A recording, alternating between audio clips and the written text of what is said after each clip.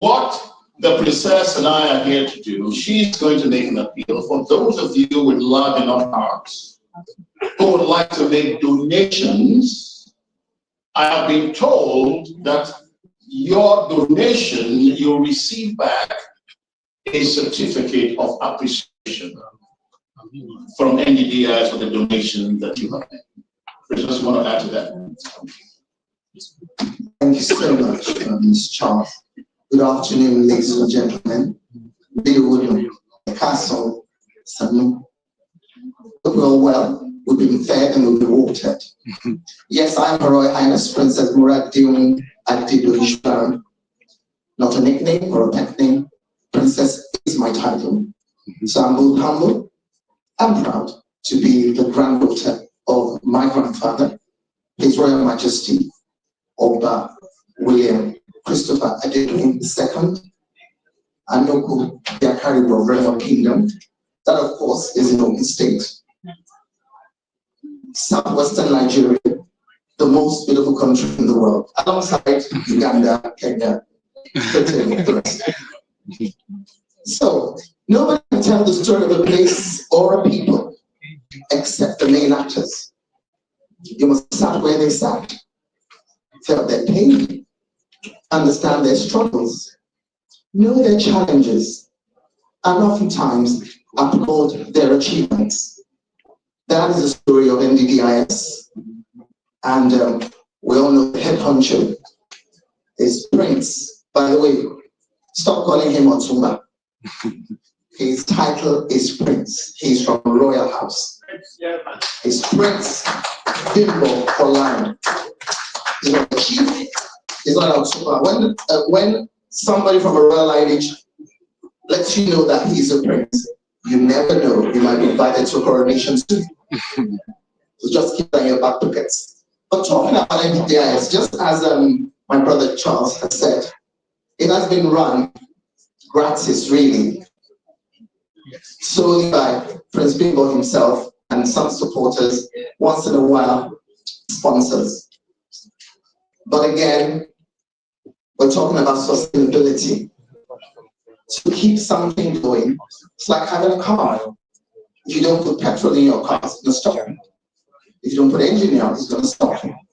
So let's look at NDDIS as a vehicle, that vehicle that's taking us into the beautiful, bright future that we all are looking towards, for enterprise, for creativity, for business partnerships, for growth, for development. But we need to put something in it to keep it going. I was very, very mesmerized by the beautiful 21-year-old lady that spoke earlier. NDDIS is for those young ones, the Gen Zs as we call them. We all have them as children, nieces, nephews, cousins, friends' children. And the lady from the farm spoke about the greater leaders of tomorrow. If NDDIS is not encouraged to do what it does, how do we input into the lives of these young people so that they can become those great leaders of tomorrow? So please dig deep into your pockets. I challenge you today. And from the palaces of my grandfather, I will be the first person to put a donation towards today. I will give £100 for my lunch. So we have machines around. We have some beautiful members of the NDDIS that will be going around with machines. So if you'd like to kindly donate, please do so.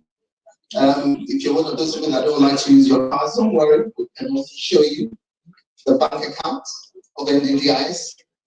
But please support. It's so important. We do not want to see this organization fizzle out.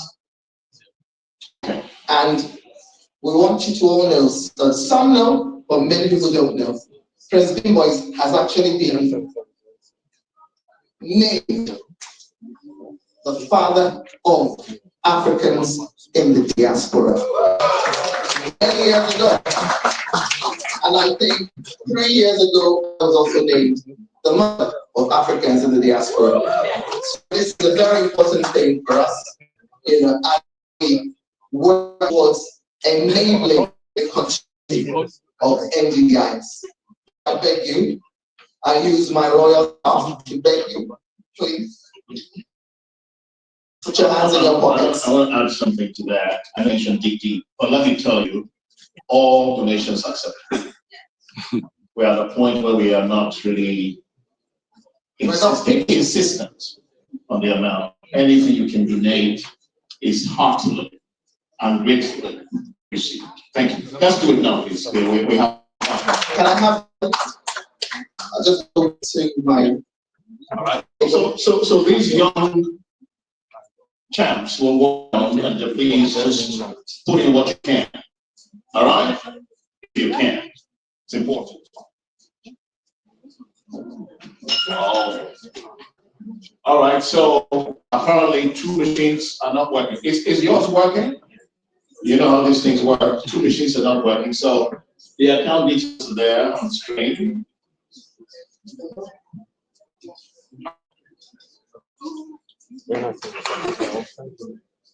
All right, you can donate cash. By the way, cash is still legal tender, right? Okay, you can donate cash, please. I just write your name. Yeah, you will be appreciated and gratefully recognized. Okay. Thank you. Can we do this quickly? Because we have a packed afternoon. All right. This is just a little thing we want to do. All right. Thank you. So what I'm going to do, I'm going to kick off with the program. So I'll be going around. We continue our program. If you are able to do so today, we'll be very happy to take your names down. The MDI team will go around and just take your name and your contact details down. Thank you so much. And God bless you all as you do. If somebody gets up, oh, I think it's from the item which is otherwise. Okay. Maybe I think there's a cultural difference now. I don't know. Even my own son there, it's gone. So probably I was. Thank you. Maybe ask them to go back there. The other thing I'd like to announce, please, you notice the photographer outside is very, very good. He's asked me to make an announcement. Some of you may not be aware, you can take a physical copy of your photos. So it's not only electronic, you can also request for physical copy outside. Okay, I hope that announcement is clear. The other thing I want to point out is Madam Chairman of the said I should mention to everybody that have a NICOM portal where you can register your, so they have your details right on the portal, and that's at NICOM, NICOM.gov.ng, NICOM.gov.ng/registry. NICOM.gov.ng/registry. I hope that's clear. Yeah?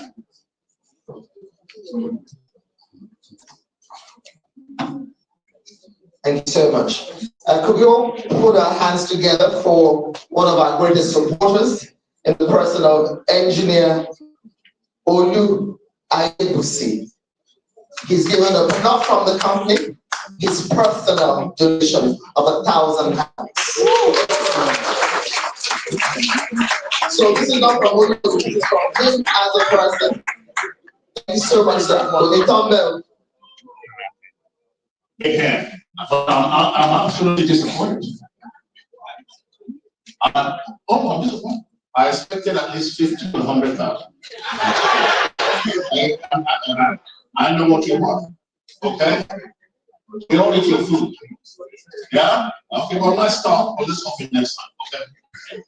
Thanks, Bob. Okay.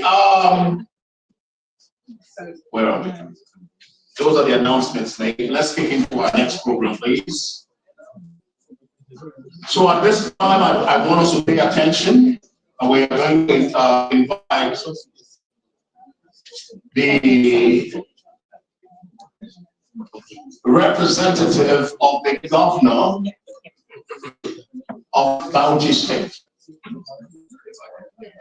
Guys, I'll announce it. Don't this one. Okay, can we just keep?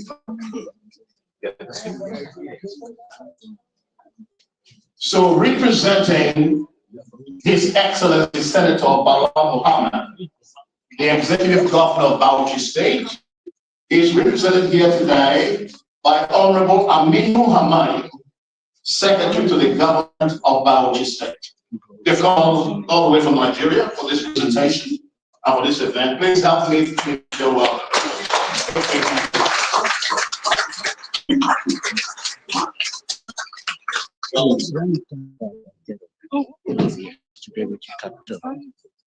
Yeah, once it's come back, you know.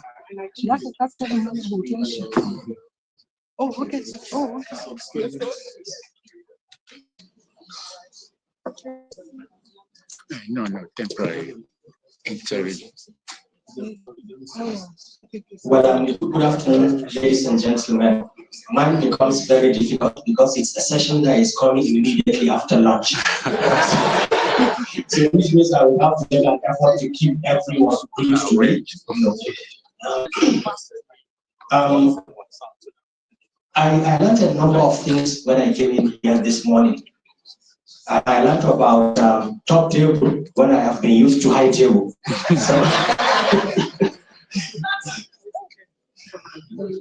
Secondly, I also noticed one thing. When the opening prayer was given, I had it followed up with a very huge round of applause. I've never also had that, so I take that back away from here. And then lastly, when I was coming in the morning, I got stuck in the lift. And apparently I was the only one that was piling. And he said, what is it that I wanted him to do? I said, take me through any lesson. And he said, have you ever taken a lesson in Bible study? I said, no. He said, okay, I'll give you one and I will take you through the teachings of the book of Matthew, chapter 7, verse 7. And he said, and I said, okay, go through it. He said, ask and it shall be given unto you. And you shall find, and knock and it will be opened to you. So, and that became very, very apt because first, for our brother Prince Bimbo, I think they are asking and they are knocking. So we need to open our pockets and give them.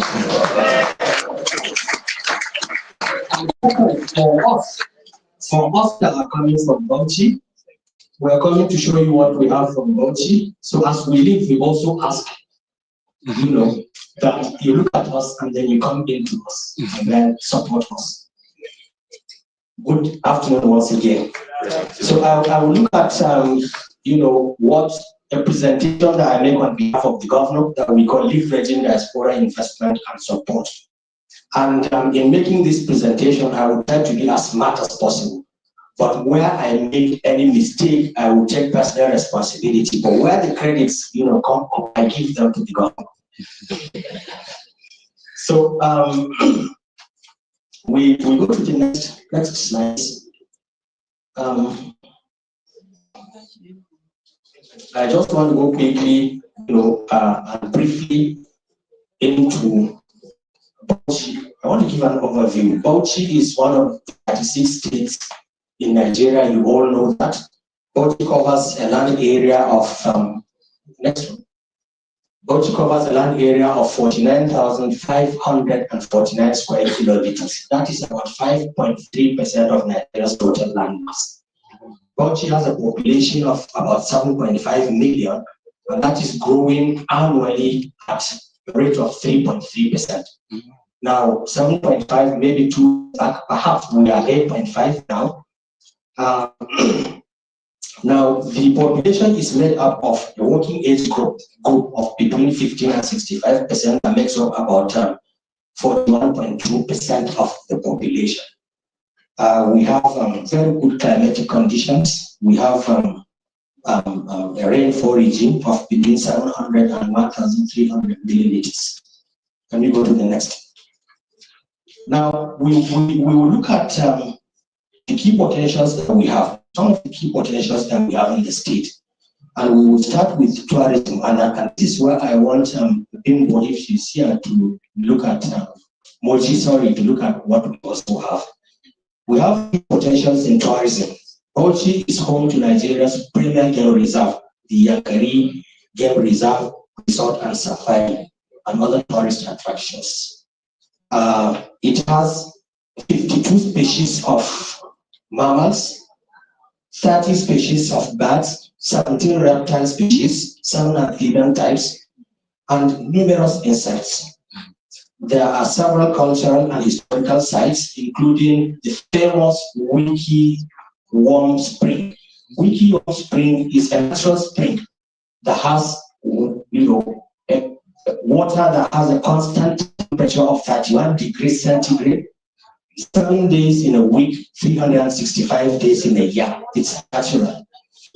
Now, in addition to that, we also have the Sumu Wildlife Park. Sumu Wildlife Park has species of giraffes, zebra, impalas, and oryx that we translocated from Namibia. They are growing in numbers. Other tourist attractions like the International Bird Sanctuary, where birds from all across the world converge, at a certain point in time. I really don't know what they come there to do. Really, it's a subject of an annual general conference, but they converge. And then, there are quite a number of other tourist attractions. Now, Yankari has, invested into it, about 100 or even more of chalets that can compare to the chalets that you have in Sun City. Now, we're looking forward to getting partnerships for us to be able to manage it well so that we can attract tourists that can come into Nigeria and to Bauchi State. And I think, as I said earlier, we would look forward to a partnership with Moji. She has one that is established in Ogun. We would have to create linkages that you can carry tourists from Ogun to come into Yankari and see what we have and the other tourist attractions. Then we have also huge agriculture. Agriculture is the backbone of the economy. 80% of the population are engaged in agriculture, the production of food and cash crops, but mainly on a subsistence basis. We have vast arable land of high quality, about 4.2 hectares of loamy alluvial soil. Cultivation is, just about 1.8 million. We can grow predominant crops there, including cereals such as sorghum, millet, rice, maize, etc.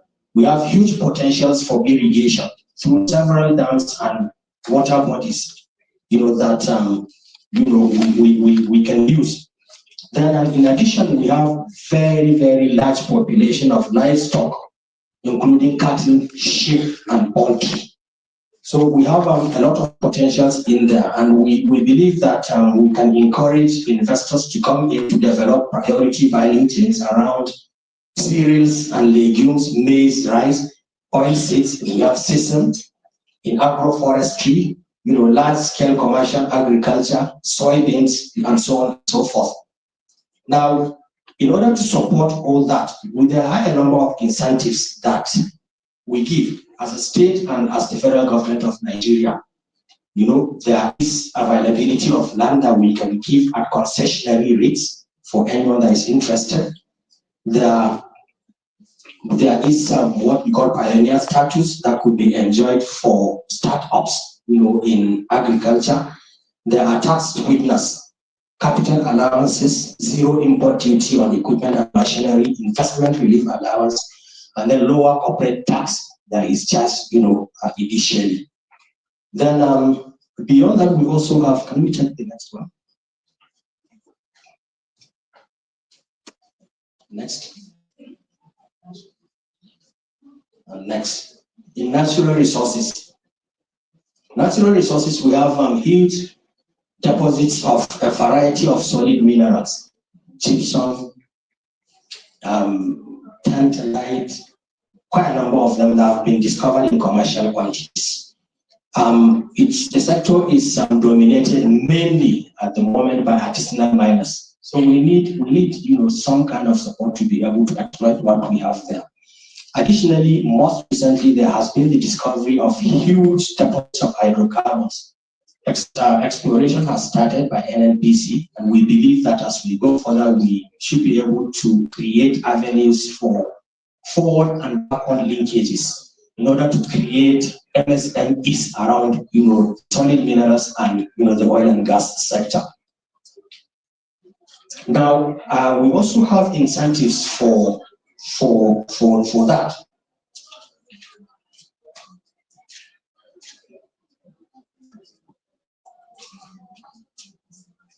We have tax exemption for companies that are coming in to start for the first 3 years of the operation. We have custom and import duty exemption on plant machinery and equipment and accessories. Tax relief, company income taxes at lower rates, and then we have accelerated capital allowances. And, additionally, we can also provide land and other mining sites at concessional rates. Go to next. Next. Now, as I said, we have categories of solid minerals. We have the metallic, which include lead and zinc, cassiterite, tantalite, wolframite, iron ore. Some are sounding strange, because if you've not come across them, you may not know them. And then we have industrial such as kaolin, limestone, gypsum, clay, quartz, gemstones including silica, sand, graphite, beryl, and tourmaline. You have evaporites such as salt and brine. And it's important to note that because of the abundance of gypsum and limestone of the highest quality, we've been able to attract some investments for the establishment of a cement company. Work is starting quite soon, and we believe that should also, be able to create, forward and backward linkages around that industry. We have, because of the discovery of oil and gas, established an oil and gas academy so that we can train, our locals to provide the local content that is needed for the oil and gas.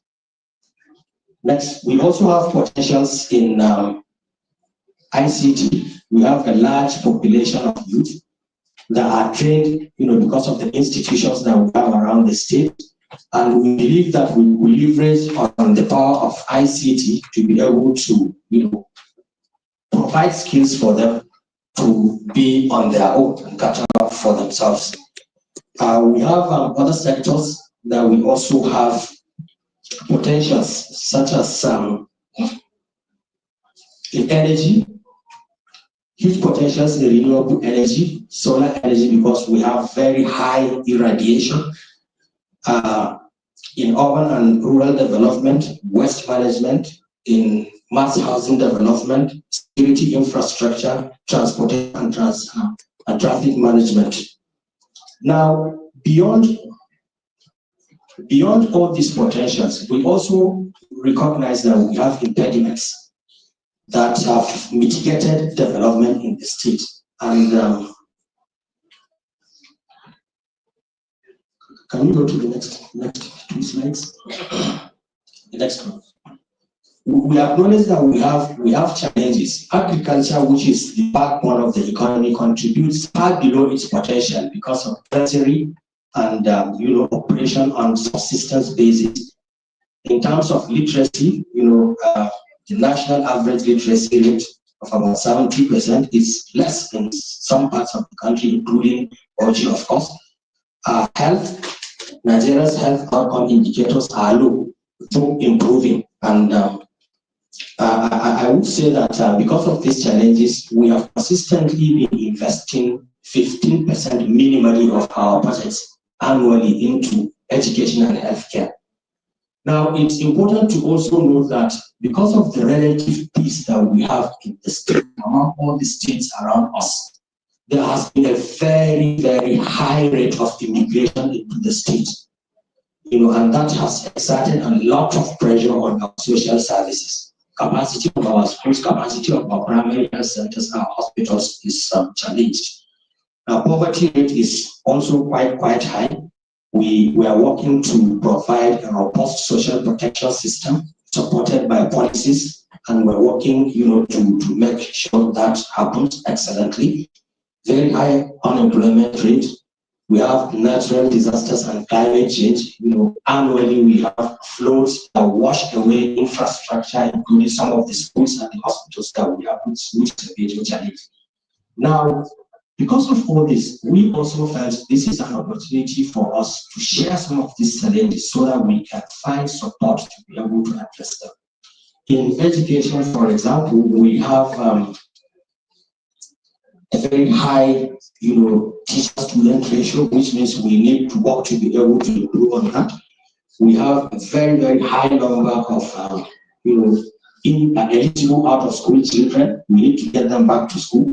But we are constrained because we have limitations in terms of the infrastructure, classrooms, laboratories, teaching aid, teacher shortages, and then low integration of the local education system that we call Zagaya, which provides Islamic education to them. But over the last 4 or 5 years, we've done a lot. We have provided the needed infrastructure. We have built, we are rehabilitating, and we are equipping schools. We are providing learning and teaching aids. We are addressing the human resources, needs through recruitment, training, and retraining. We are increasing the role of enrollment, progression, and transition to higher levels of education. We are implementing, with the World Bank, the better education service delivery, which is intended to reduce the out-of-school children, and we are making significant progress on that. In healthcare, we have inequalities in the distribution of healthcare resources and even facilities and access to services, especially between the urban and the rural areas. And we also have poor and inadequate human resources for health, across the state. We've also done a lot in that respect. We have rehabilitated and we've equipped healthcare facilities in order to reduce the high patient facility ratio that we have.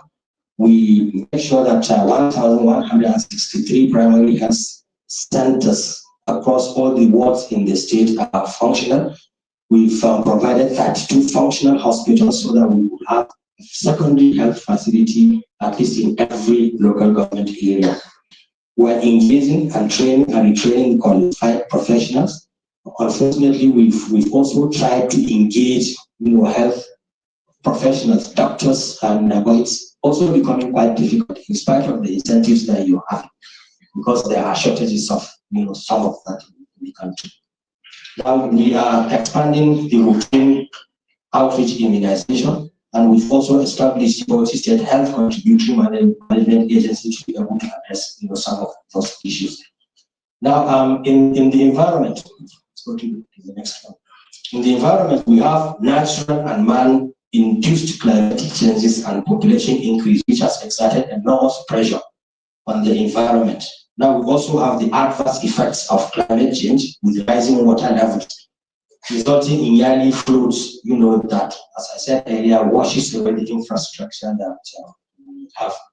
We're also working, especially with the World Bank, through a program that is called Agro-Climatic Resilience in Semi-Arid Landscapes, a 6-year program that prioritizes action to address the problems of the environment.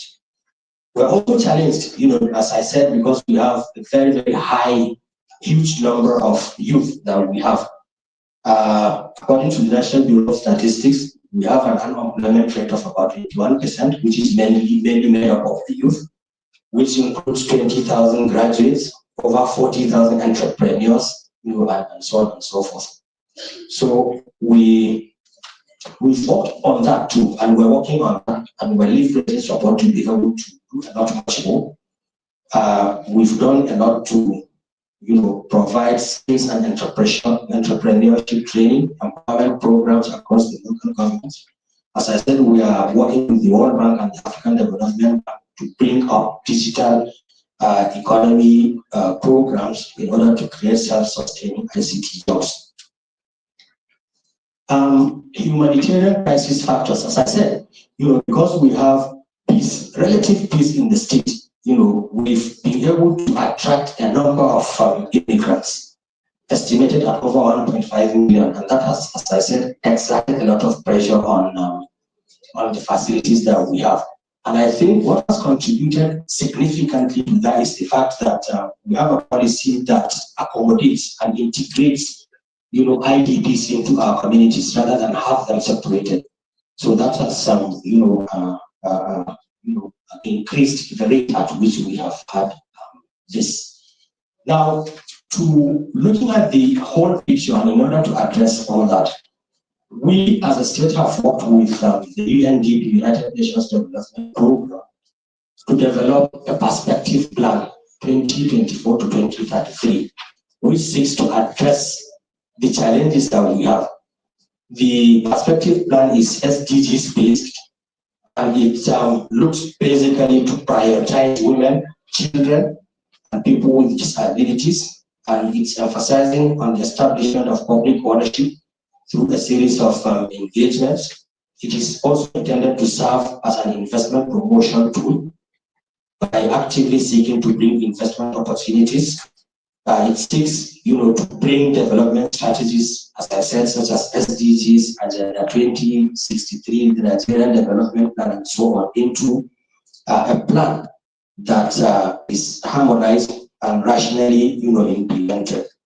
So it basically provides clear direction for partners that are willing to come in and work with us. As I said, it is SDGs aligned, and it is costed. It is being implemented. It's our intention that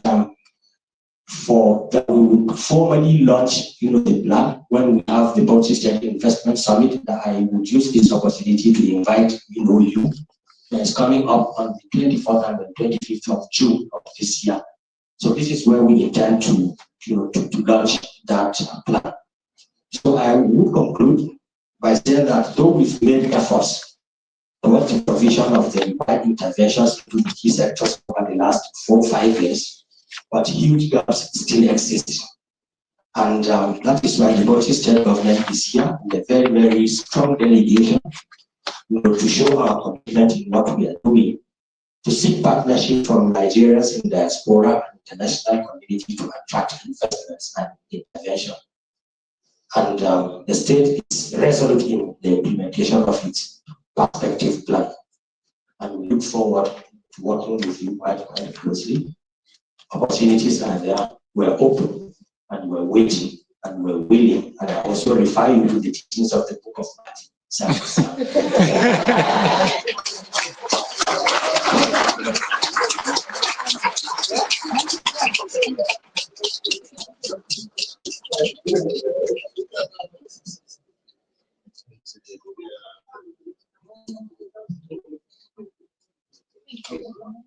was a good one.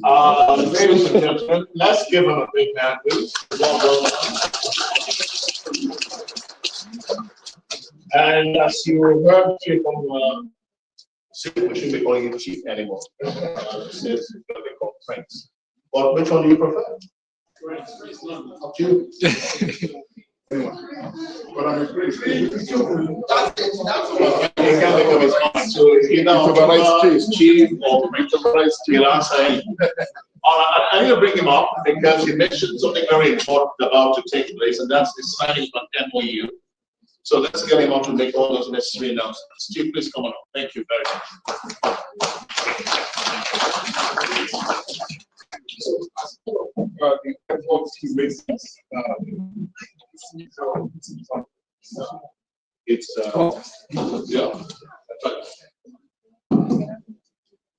In other than what we do is not ordinary workshop, what we try to do is to take projects to states.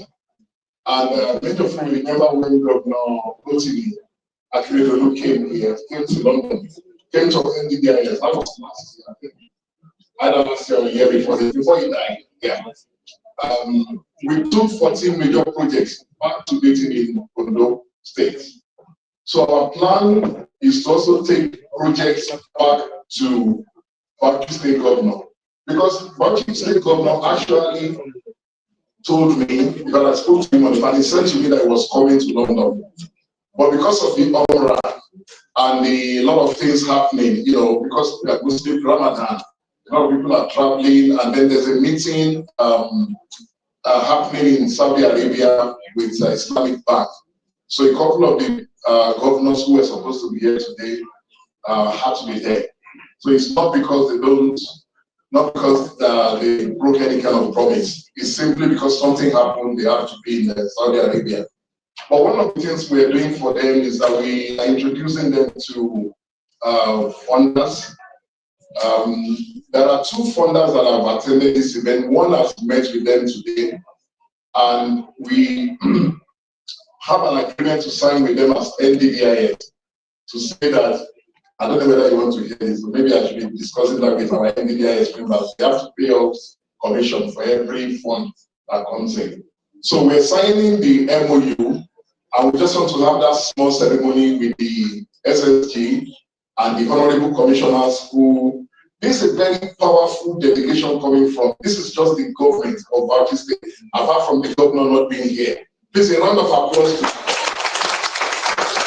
because they're talking about commissioners in charge of the economy. These are the commissioners that develop Bauchi State, and that's the person that delivered that message, is the secretary to government. You can never have it more bigger than that. So we like to do that ceremony. We want you to witness it. As we sign it, we're hoping to now sign another agreement with Katsina State later on. But the plan is that when we sign the agreement, we will start working for them. And all the funds that we want to take, we represent them here. Now, if you have projects, we will organize you, all your projects that you will send it to us, we will facilitate your having meetings with them. And you also have to sign MOU to us to pay me for all the work. So that's what we're planning to do. So your excellencies, please come and let's do the signing. Do we have the photographers, all the important people? You can use those two separate. Yes. Photographers, let me call Mr. Oloni. The other one.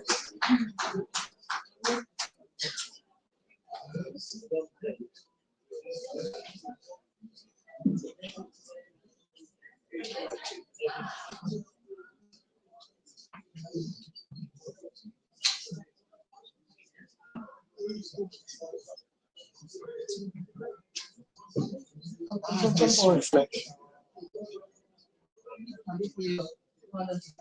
Are you ever this friend? Is it possible? What's possible to? I've need this friend. Oh yeah.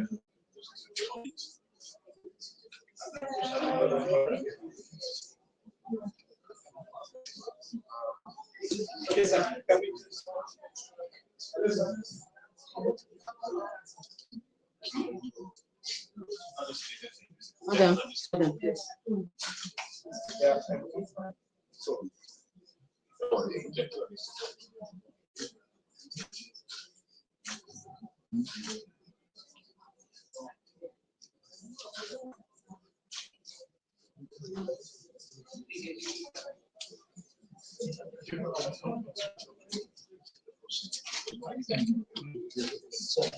Sorry, can you read it covering the page? Thank you.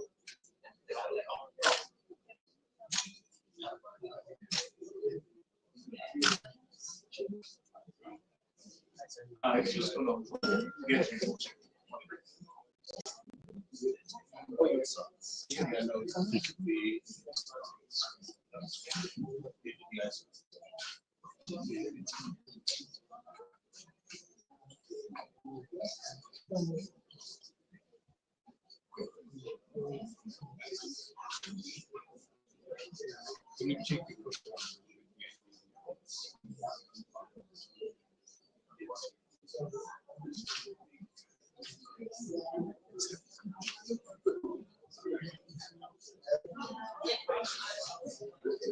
Thank you. Thank you. Agreement signed.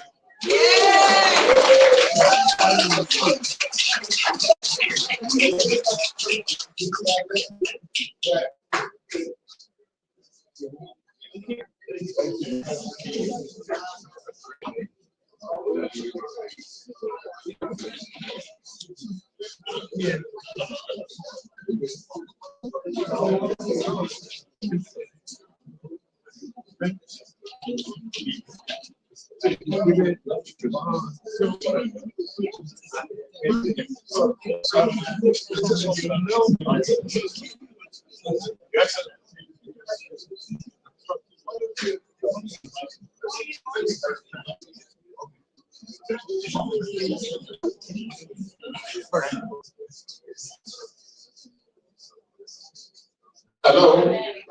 In appreciation of the trust that the governor of Bauchi State has in the diaspora, and in appreciation of the hard work that the Bauchi State delegation has put in, and we've been talking to them for almost 1.5 years, and I would like the SSA Diaspora engagement, just please stand up to be recognized. This is Dr. Esther. And I've been engaging with Dr. Esther for over 1.5 years. In actual fact, Bauchi State wanted us to organize just an event for Bauchi State. And then she will take the phone into the governor's office and then get me to speak to the governor. So we've been engaging for a very long time. And she's introduced me to each one of these commissioners as you see here on the phone, while trying to convince me that we need to invest into Bauchi State. Please bring your project. I am from Bauchi from today. And I'm going to be working for Bauchi State because it's our state. And they love the diaspora. We should take business in their place. So we're giving this certificate of recognition to His Excellency the Governor through the SSG, Bauchi State Government. Thank you very much.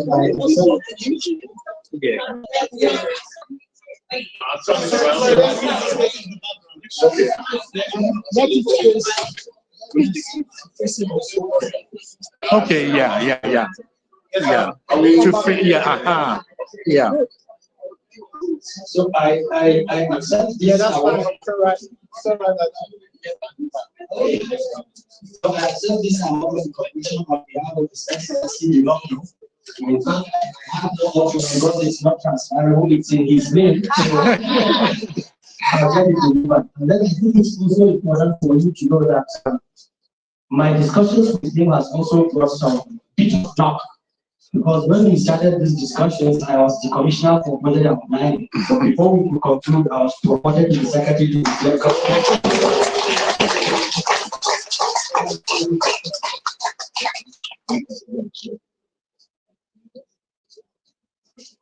And I've been taking projects to Bauchi State. We're going to agree date. Just like I flew to meet Governor Akeredolu in Ondo, we're doing the same. If you want to come with us, please do let me know. Everything we do, we engage with the diaspora. If you want to come with us, please let us know. And we will go to Bauchi State together on this day. Thank you.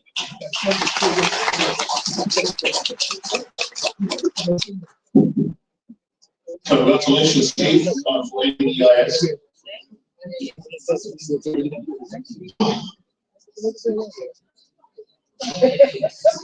Okay, can I just advise? I'm sorry to be taking the work of the MC. I want to appreciate every one of you who donated to NDDIS. I want to thank Olu, that we all know, Mr. Yegosi, Councillor Aminu, HRH, Moradeo. I'm so sorry if I cannot mention all of the names, but I have a list of people who have donated, and we're going to be sending you certificates of recognition for that, even though we have something else for Olu actually. Thank you so much, everyone. And thank you for responding to the appeal. Thank you so much. We're very grateful. And although you're my old friend, we are grateful for the £1,000, but I know you have done 20 of them. Oh, we're grateful on you. We're grateful on you. Okay, from the personal public. Okay, all right. I understand. All right, at this point, we are going to convene a panel very, very quickly. And let me please invite Thierry Bale, founder of Global Fashion Management. Please come on up, Thierry. Just grab the center seat. Dr. Boma Douglas, Chartered Energy and climate change expert. Can I? What is it? Sorry. Dr. Boma Douglas? June, can you find your husband for us, please? Thank you very much. And also, can I please invite Engineer Luakemi and Melody Abiola, CEO Vivacity Development. Are you here? Come on up. There you go. You know, you look like your name. Vivacity. You look like. I like that. I like that. Yeah, you got to mirror what you're inside. Very important. Okay.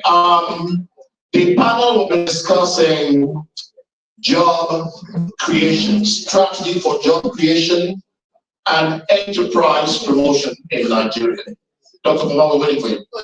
Okay.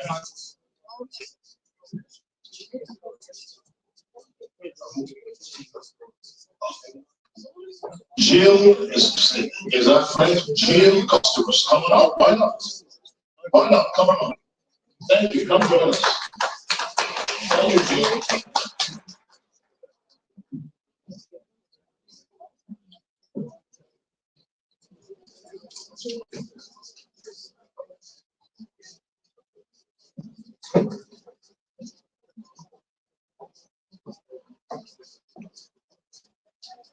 Well, thank you very much for being here today. And I really want to thank also the Chief Bimbo for the opportunity to moderate this panel discussion on job creation.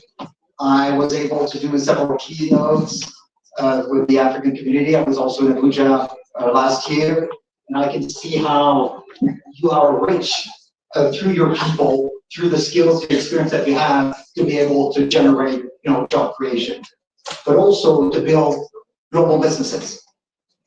I got some really distinguished speakers, and I thank them for being here today. I know sometimes you have busy diaries. I want to make sure that I thank you also for the hard work that you had with the Ministry of Youth and Sport Development. You then went to create your own business, I would say PR and modeling agency. And I think today you're super committed to SMEs, helping the youth. And there are some really, I think you're going to stress maybe some industries and sectors that we should definitely promote to create jobs.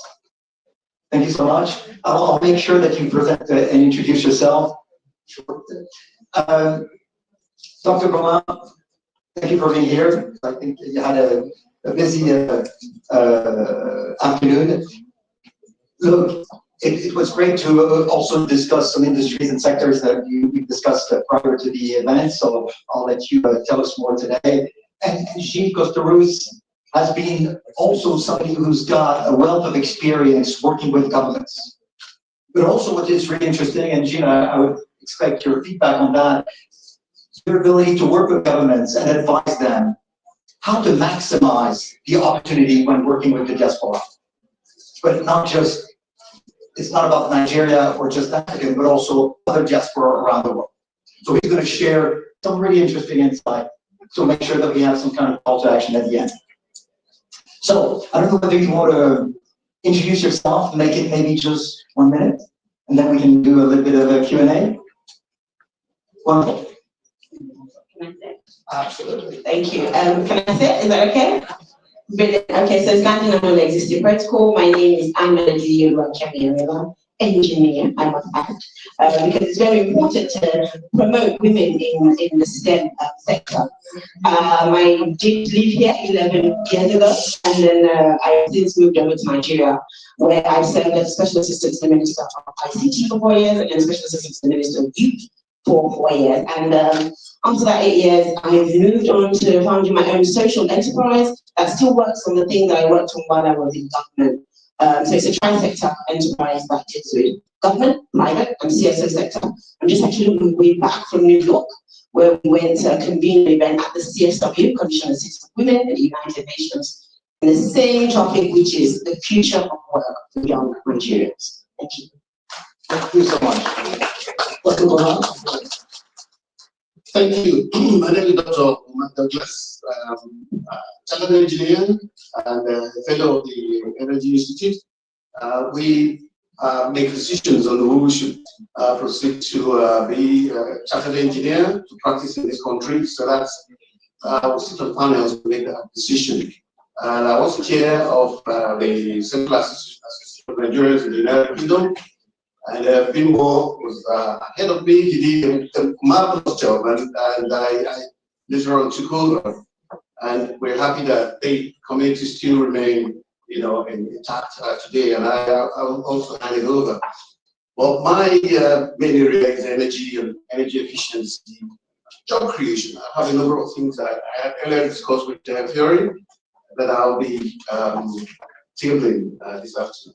Thank you.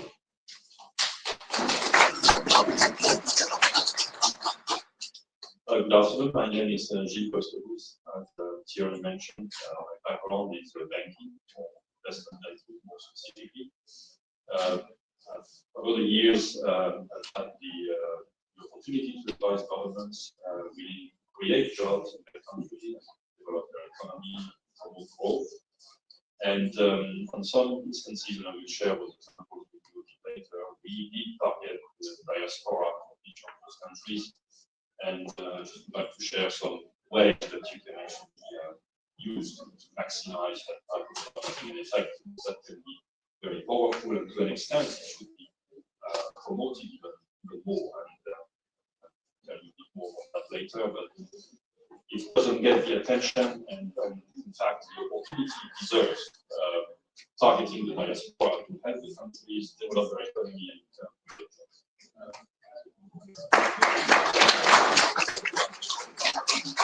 Maybe, Gilles, could you start, and then we'll move to the other experts, but could you start then telling us, what it takes actually to, get the diaspora involved? Yes, as I said, I work for investment banks, so Morgan, we will advise governments. As I mentioned, they always want to promote growth and find talented investors to support that effort. And systematically we turn to people like multi-asset managers, sovereign wealth funds, or international organizations such as the IFC or the etc. And occasionally, but not often enough, the diaspora in those countries.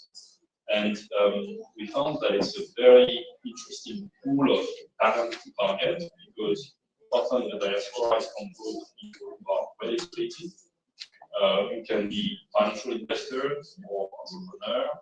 By definition, they know the country we're talking about much better than any other stakeholder, because they have ties with this country and come from this country.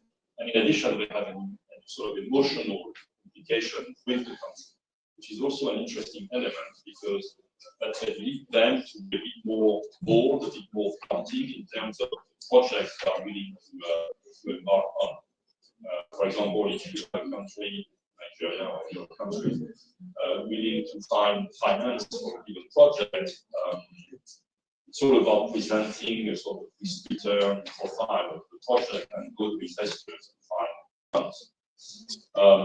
It happens, and I've noticed that if you can target the diaspora of the country, they're probably willing, because they know the country much better than many other stakeholders, better than large asset managers such as BlackRock,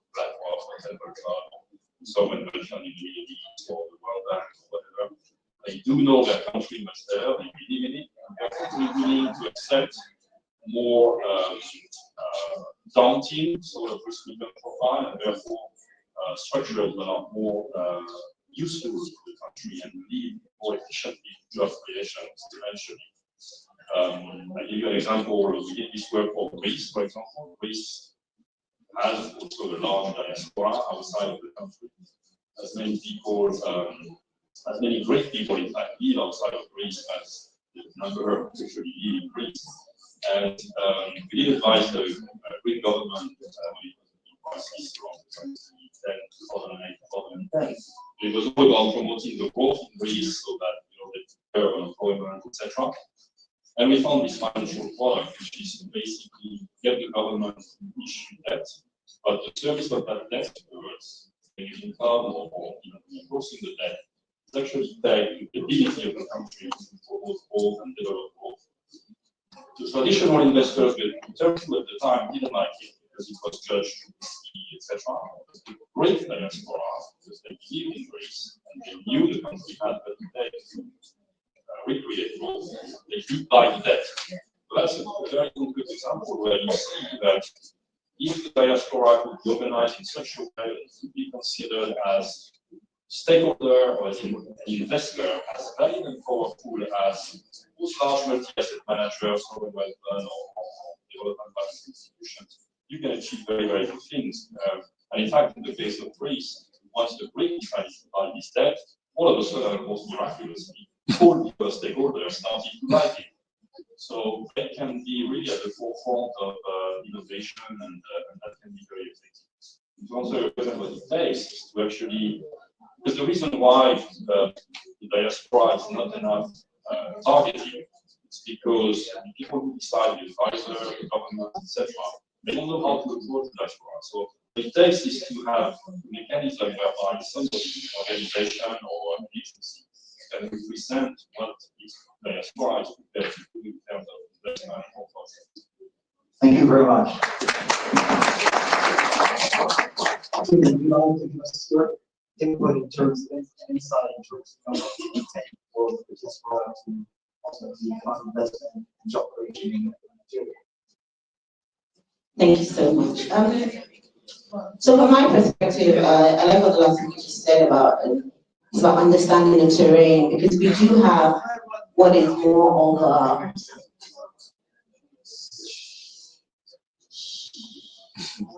really fast as well. So we do have what is more of a theoretical understanding, and then you have the practical understanding. So someone like myself, when I was in the Ministry of Youth, I said I thought youth by youth and youth. I was the hub between the young people and the government. So I speak of the government as well as speak of what the young people actually need. So, most times before you can create policies, you need to understand the people that you're delivering these particular policies to. And you always hear me say things like the government is not in the business of doing business or creating business. The government is in the business of creating an enabling environment where the private sector and the CSO sector now leverages on that to create whatever it is that we need to create, whether it's business, whether it's upscaling the existing businesses. So, having worked with the young people, which are 65% of the actual workforce, you come to understand that things are changing. It's no longer business as usual post-COVID. And we know that. But you see, in the diaspora, it's so much easier to have these gig jobs, remote jobs, because the infrastructure exists. So first and foremost, for us to develop the workforce in Nigeria, there are a number of things that we need to develop. And first and foremost, that's policy. We need a policy that is not just reactive, but a policy that's actually, creating that enabling environment first and foremost. And then we need the infrastructure. So we do need the ICT infrastructure that can enable the economy to boom. And then the final thing is we need the skills. So we've understood that by the year 2030, 92 million jobs will be obsolete. 92 million jobs. And that is going to affect, obviously, those that are largely affected at the moment, so those that are unemployed at the moment. But we're not even focusing on unemployment right now. We're actually focusing on underemployment. Because a good number of people are employed, but are they employed well enough to be able to take care of themselves, their families, their communities? So, where we're at is, what are the jobs of the future? How do we, first and foremost, the first stage is how do we even understand that there are jobs of the future? Because I believe a lot of people don't even know about the evolution of work itself. That's the first thing. How do we create that awareness? How do we begin to do which is upskilling people in these particular sectors, and then finally, how do we create jobs? So obviously, we need the knowledge of the diaspora, because a lot of these job sectors exist in the diaspora, they're booming in the diaspora. So what we need is that knowledge transfer. So the knowledge transfer, okay, this particular gig economy is working, this is working, how do we transfer it back home? How do we upskill our young people, since they're 65% of the workforce back home, as well as how do we create those policies? So how do we work with the government? So working with the government, guys, it's not just about money, contracts. No, it's about how do we assist them in creating the policies that will be favorable to all. Favorable to us living in the diaspora, because I'm still kind of a diaspora, but also favorable to the young people that will build the economy of the country that we're speaking about. Thank you so much.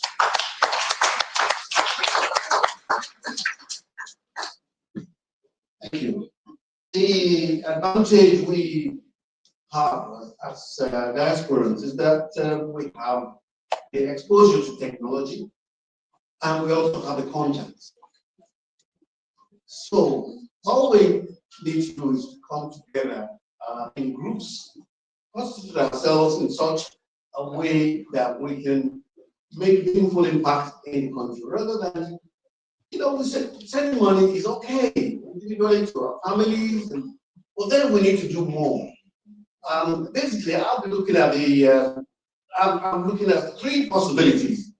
I'm a very practical man, and theory is good, but in engineering, after the theory, after the design, you also need to supervise the installation of whatever you're designing. So I, want to look at three possibilities of creating jobs. Now, like I said earlier on, that we consider ourselves into groups, and there are companies here that are already working. We're not going to reinvent the wheels. The first one I want to suggest is seawater desalination. It's called reverse osmosis, and because in the local areas we need water, and even salt is something that is universal. 250 million people in Nigeria. We need water, we need salt. So we also opportunity to have we have River Niger, River Nile, and the streams and all that. So it is easy for us to install systems that will be able to convert seawater so that we have, purified water from it, and also market salt as well. So these are areas that will generate business for people back at home. Now that's one possibility. The other is waste to energy. All the waste that we do throw away in Nigeria, proper waste management isn't really working. But the point is that when we see that there is, we also have gains from waste to energy, not just the management of the waste itself, but that we will be able to make money out of that waste we are managing. Then people will be interested. So people generate energy from it. That is something that will be beneficial to the country, and also create jobs for the country. Now, the last I would like to mention is the establishment of a technical center, like an electrical training center, where wiring will be taught, electrical wiring will be taught. Because in the local areas where you have events, there are events everywhere in Nigeria, every weekend. And such events will lead people to wire an area, to provide lighting and power and so on. Now, if we're able to come together and invest into a technical center, it's about 10, 15 students over a period of 2 years, get them to proper training. These students will now be empowered to go out and do this job. And the jobs are there all the time. So I just hope that NDI will move fast enough, because these are things that people here will go away with as quickly as the case. So the areas of the waste to energy and desalination, if anybody would want to have a discussion on it later on, I may not charge for it, but I'll give you the direction. Thank you. Thank you. So, yeah, the speakers are going to be available again. I want to make sure we treat their time with respect, so we'll try to make it short but effective. Jimmy, what are maybe the industries or sectors you would try to emphasize? Because it's true, we see a big change in the way, some jobs are going to disappear, new ones are going to come out. With your numbers, to some extent, it could be frightening, but that ultimately is going to be an opportunity. So, which sectors would you put forward to basically boost job creation? Thank you so much. So obviously, the IT industry is number one. But then we look at the green economy. There are a good number of jobs available in the green economy. We were talking about advising organizations to create sustainability managers. When we reached out to one or two organizations, they said to us, no, they're actually currently mandated to have sustainability managers. So these are the sort of courses that we want to see more young people study. So we're looking at agriculture. As we know, the great money in agriculture is actually in the processing. So what you get for a basket of cocoa is totally different to what you get from a chocolate bar. So it's very important that we look at agriculture, but not just the farming side of it, but the actual processing and the exportation side of it. We're looking at the creative industry. We all can see how much money is being made from the creative industry. Nigeria's movie industry and our entertainment industry is booming. And as I said before, I worked in the Ministry of Youth and Sports Development. So when I first started in that ministry, I was like, what do we know about sport? But I understood that sports is not just about the players on the field, it's not just about the managers, but it's also about the nutritionists, the media people, the lawyers. There's so many people that are behind what we see on the TV as sport. So it's very important to encourage, more sport. Which are the industry, the health industry. So those are the particular industries where we can look outside the box and see how we can create jobs or we can create organizations that exist in these particular sectors, and then go back home to do the upskilling. So what it is, Nigeria, I wouldn't say this, but we prefer to copy what already exists. We have this copycat mentality, so to speak, but now it's time to look outside the box and think, from our particular perspective, what can we create that is sustainable and take it back home and train these our young people to be in actually, innovative industries. So that's sort of my angle. My angle is come with a fresh approach. Don't come with what is already existing. Everybody is doing POP, makeup, all those sort of things. What is a new thing that you can come with that is sustainable and is happening and is generating wealth in other countries, or it's even just an idea that is generating wealth. Let's upskill these our people in these particular areas, and then see how much we can make for ourselves. They always say it's not so much about yourself first. When you think about other people and you pour as much as you can into other people, know how in some way you will make money for yourself. So much. You can make it short in 1 minute, and we'll be able to reach out to you again. But could you give us maybe another example apart from Greece where you got to see firsthand how they use Diaspora to do exactly that? Step again. Thank you. I think I will echo what my neighbor just said earlier. Like Diaspora in any country, Nigeria, has a lot to offer to projects. And what has struck me advising with governments in the past is that they said it seems like the Diaspora in any country is not sufficiently well represented when it comes to financing projects. Therefore, not many people are lacking finance and the Diaspora provide or PIP or entrepreneurial approach. But even the objectives that we want, often we have people start the project by defining our costs. For example, often listen to what supranational or some other investors now, which are more disconnected to the country than the Diaspora. Like a green transition, etc. Country that may be much more need infrastructure or fusion, etc. If you get the Diaspora directly, no one will mistake by definition. So, giving a better forum in those discussions to find these governments to find the whole job, would lead to probably sponsoring much more relevant and accurate projects. I'll give you another example. In Ireland, for example, we decided before even mentioning any particular project to target the Irish Diaspora, which is actually quite numerous, a lot this diaspora was sufficiently well number of people representing the diaspora conveyed this message to us that what they wanted to finance was infrastructure, because they like the risk there, and they thought, knowing the country and loving the country, they thought that must be much more appropriate than pushing gender equality or green transitions. And it works. I mean, we created sovereign wealth fund of development money in Ireland, and it's also seed money issue came from Ireland. So I think the conclusion, people short, I think there will be lots of merits,